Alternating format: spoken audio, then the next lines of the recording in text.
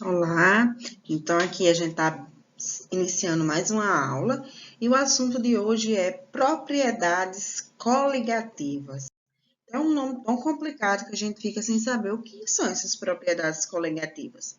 Então, toda solução ela vai ter algumas propriedades que não vão depender da natureza do soluto, ou seja, de qual constituição seja aquele soluto, do que ele provém, certo?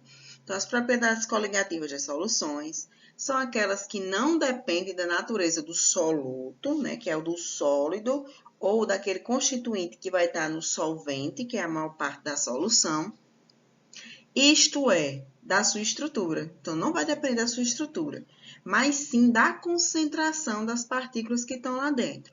Então, quando a gente fala em propriedade coligativa, eu não quero saber se o que está dentro daquela água é sal, se é açúcar, se eu coloquei feijão, se eu coloquei areia. O que eu quero saber é qual a concentração que está ali dentro, qual a quantidade de partícula que está naquele sistema, que está naquela solução. Então, isso são as propriedades coligativas, são propriedades que dependem exclusivamente da quantidade de partícula e de sua concentração, certo? Então, aqui nessas figuras é só para mostrar que dependendo da concentração de partícula, a vaporização vai diminuir ou ela vai aumentar, certo? Então, como é que a gente pode diferenciar isso aí? A gente tem, por exemplo, uma acetona e tem a água. Quem evapora primeiro? Vocês podem dizer, claro, professora, quem vai evaporar primeiro é a acetona. Mas por que a acetona evapora primeiro? Será que é só em relação à sua cadeia, que talvez tenha mais moléculas? Será que tem a ver com as interações intermoleculares? Então, a pressão de vapor está altamente relacionada, certo? Então, deixa eu ver aqui para ver se vocês entendem. Então, aqui está mostrando o exemplo da água. A água, vamos pensar somente na água. Então, a água, se a temperatura está em 0 graus, ou seja, ainda está um pouco no estado sólido, a pressão de vapor dela é 4,6. Quando aumenta mais ou menos para 30, a pressão de vapor está 31. Quando a água está a 100 graus, a pressão de vapor já está 760.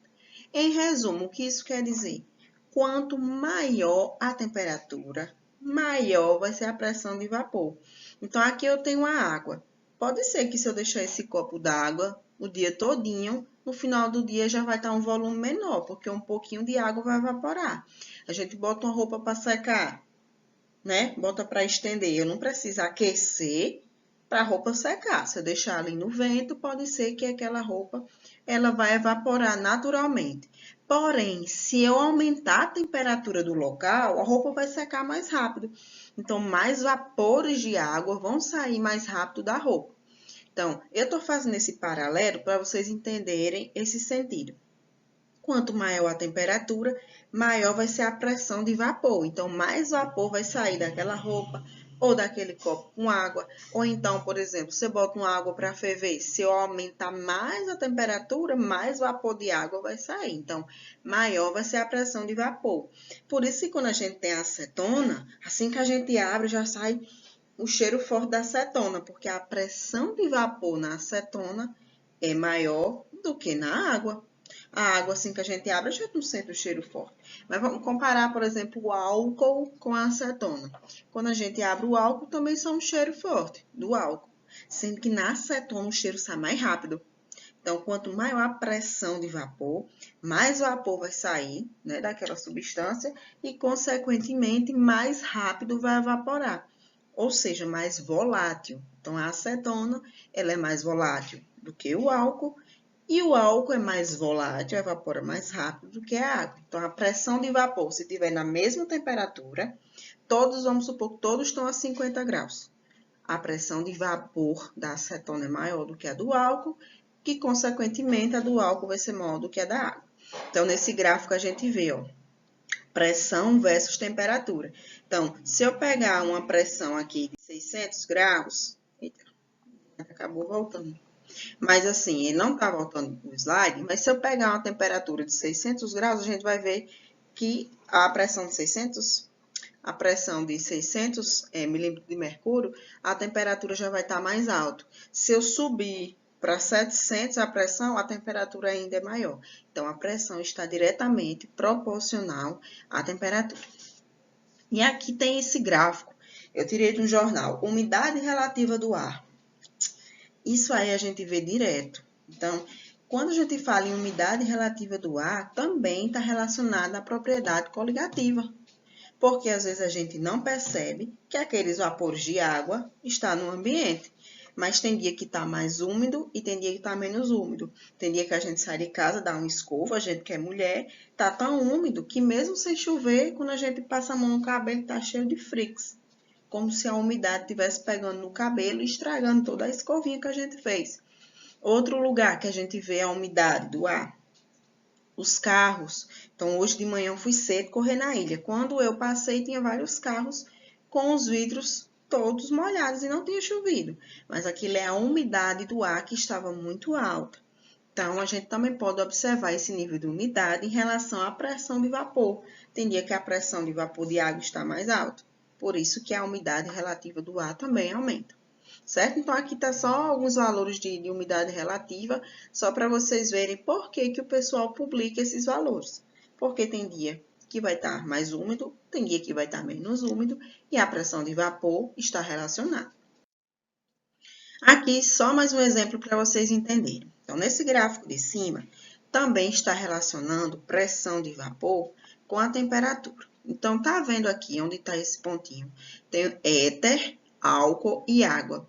Então, o éter evapora muito rápido. Então, o éter também é muito usado como conservante. Ele é usado muitas vezes junto com cloroformo, quando você quer conservar peças anatômicas, animais mortos, tá ali naquelas exposições, geralmente tem cloroformo, tem éter. Então, eles evaporam muito rápido, tem um cheiro muito forte. Então, tá vendo que se eu pegar esse nível, vamos ver se vocês conseguem ver se eu vou riscar. A esse nível, tá vendo que nessa mesma temperatura, vamos imaginar que aqui seja 20 graus. Vamos imaginar que aqui seja 20 graus. Tá vendo que nessa mesma temperatura, a pressão de vapor do éter é maior? Depois vem a do álcool, para poder depois vir a da água. Se na mesma temperatura, se a pressão de vapor do éter está maior, é porque ele evapora mais rápido, porque ele é mais volátil. Depois vem o álcool e por último vem a água.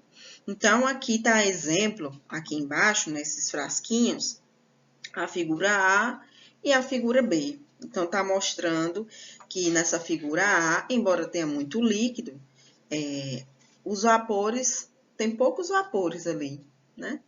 Poucos vapores saturantes.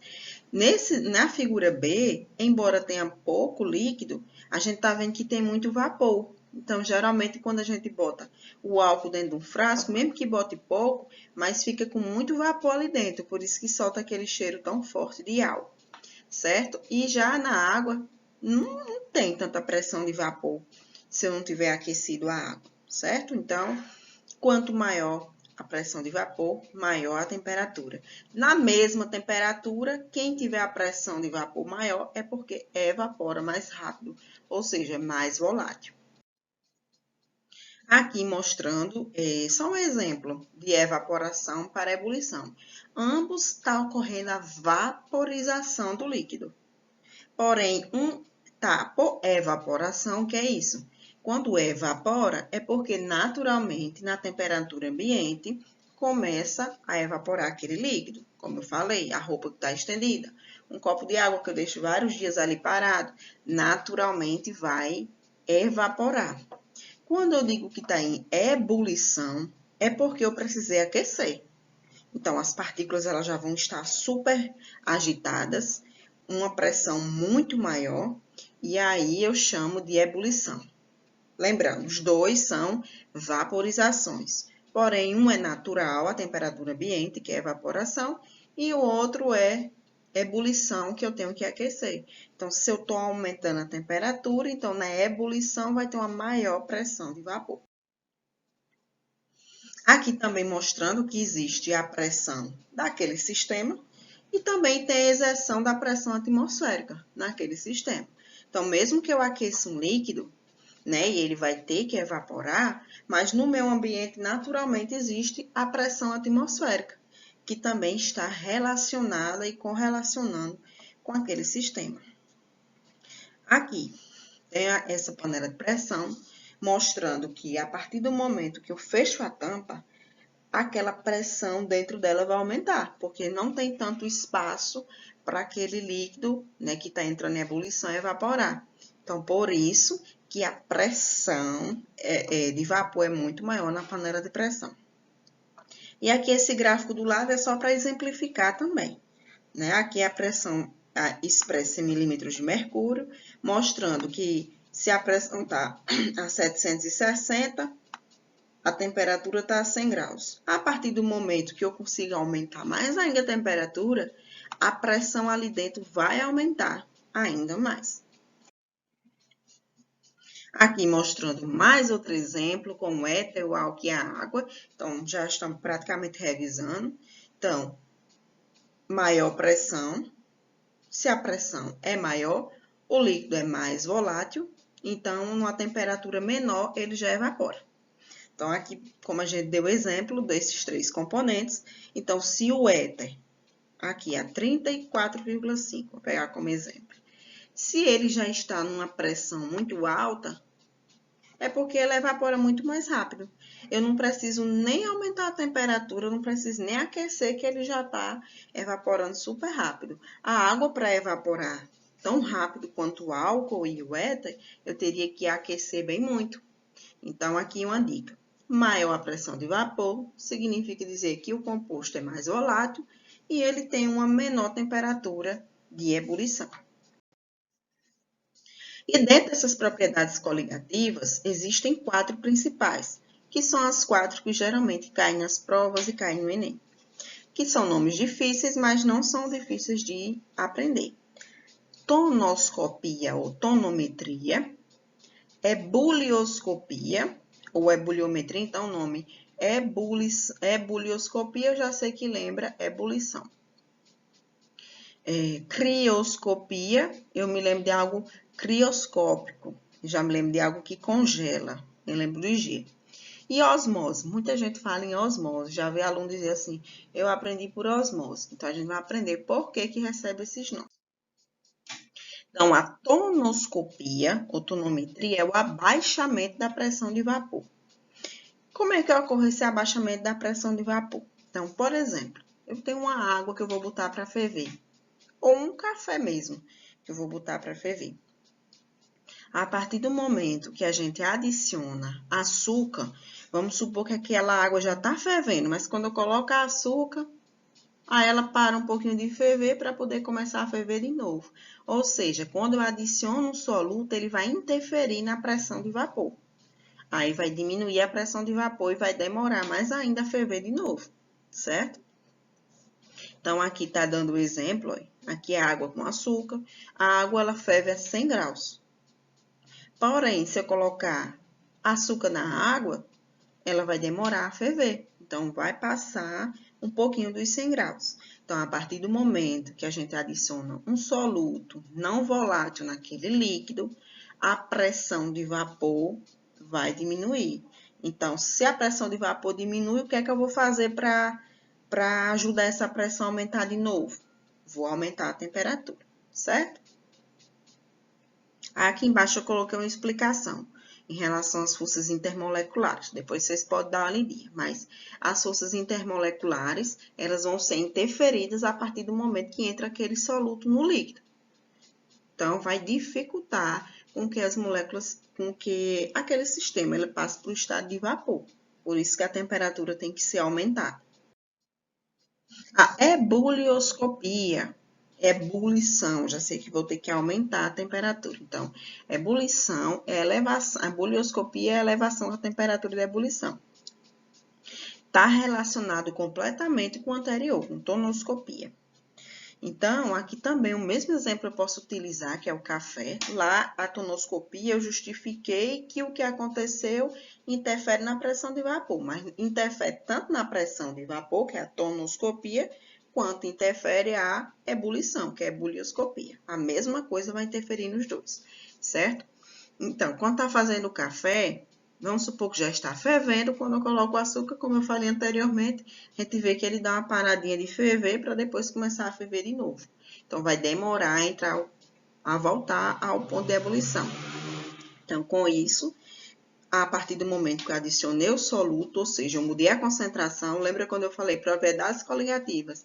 Independe da constituição do que eu vou inserir, daquele soluto. Agora, a concentração vai interferir. Por isso que eu digo que é propriedade coligativa. Então, se eu adicionei uma quantidade muito grande de soluto, ou seja, uma concentração grande, vai interferir no ponto de ebulição, certo?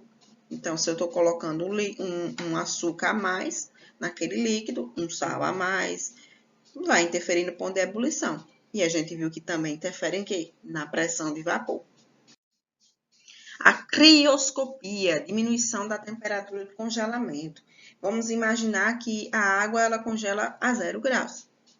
Mas a partir do momento que eu for colocar alguma coisa naquela água, ela não vai mais conseguir congelar a 0 graus. Vai congelar a uma temperatura muito menor.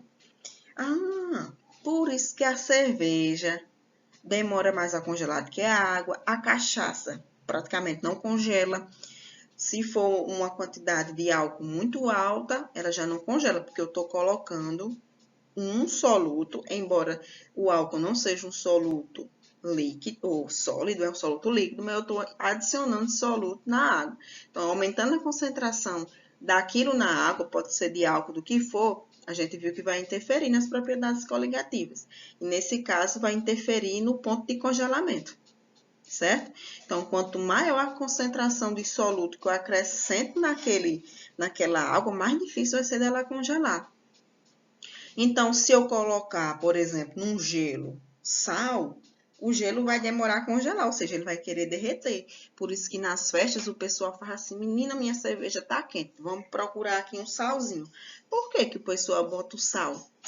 Porque o sal, a gente percebeu que o sal, se eu colocar qualquer soluto na água, vai fazer com que ele congele uma temperatura mais baixa. Então, se eu colocar sal na água, a temperatura vai o quê? Vai baixar.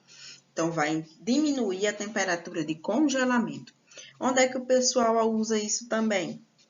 Usa isso lá nos automóveis. Então, geralmente, em lugar frio, a água do radiador do carro às vezes quer congelar. Eu não posso deixar que congele. Então, o que é que eles fazem? Eles já colocam um anticongelante, já é o contrário. Aí colocam um composto, que é o etilenoglicol, que faz com que aquele líquido demore a congelar. Aí vai interferir na crioscopia também. E o último, a osmose.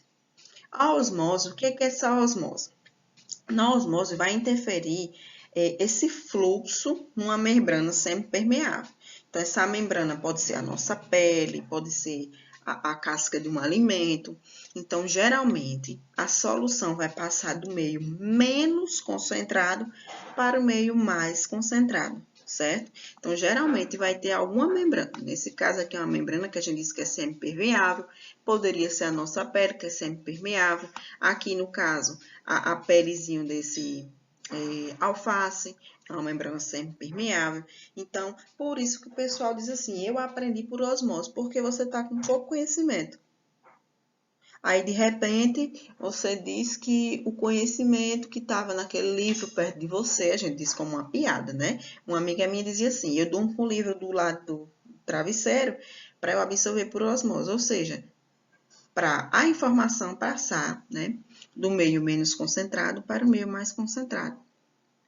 No caso do alface, se eu colocar sal, vamos supor que eu vou colocar sal no alface, como ele tem essa membrana semipermeável, vai chegar um momento, né, que vai passar a concentração do meio menos concentrado, que é o alface, vai querer passar para fora da membrana onde tem um sal. Aí o alface vai desidratar e vai acabar ficando murcho. Já nas carnes, ocorre isso também. A carne ela começa a perder água. A partir do momento que a água começa a perder água, vai conservar, no caso da carne, vai ser o mesmo processo, sendo que a carne acaba conservando. Por quê? Porque também vai ter micro-organismo. E aí o sal vai desidratar também o micro-organismo que vai estar na carne. Por isso que o sal conserva mais a carne. Devido à osmose, o meio menos concentrado vai acabar passando para o meio mais concentrado, ou seja, o meio menos concentrado vai perder água para aquele meio mais concentrado e vai acabar fazendo com que os micro-organismos morram e a carne se conserve mais. E no caso do alface, o alface vai perder água, que está menos concentrado do que a região que tem sal, e o alface vai acabar murchando. Então, esses são os 4 tipos de propriedades coligativas, certo? Depois eu vou ver se eu coloco algum videozinho mais autoexplicativo ou algumas questões para vocês praticarem, tá bom?